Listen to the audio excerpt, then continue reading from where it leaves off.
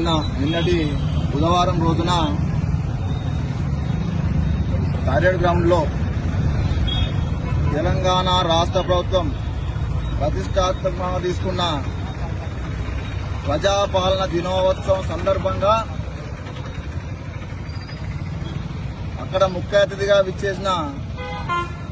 Vemulawada MLA మన ప్రభుత్వ whip BC బిడ్డ ఆదిశీనన్న గారు జాతీయ పతాకాన్ని ఆవిష్కరించి జాతీయ గీతాలాపన చేస్తున్న క్రమంలో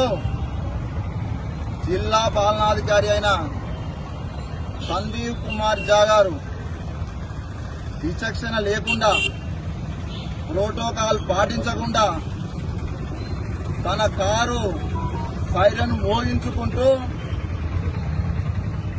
స్టేజ్ మీదకి రావడము, అక్కడ డిస్టర్బెన్స్ చేయడము, అదేవిధంగా ఆ జాతీయ జెండాను ఆవిష్కరించడము మరియు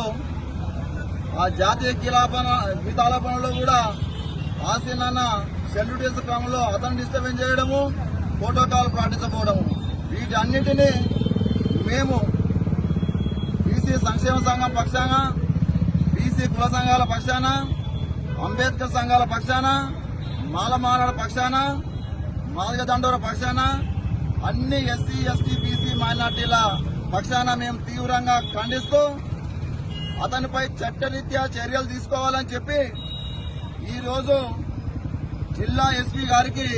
మేము ఫిర్యాదు చేయడం జరిగింది. శాసనసభలలో తెలంగాణ శాసనసభలో బీసీ కులగణన అదేవిధంగా 42% రిజర్వేషన్ల బిల్లులపైన బలపరిచే అవకాశం ఈ ప్రభుత్వం, ఈ ముఖ్యమంత్రి ఆదిశీనన్నకు కల్పిస్తా ఉంటే ఈ జిల్లా కలెక్టర్ ఒక షాడోగా,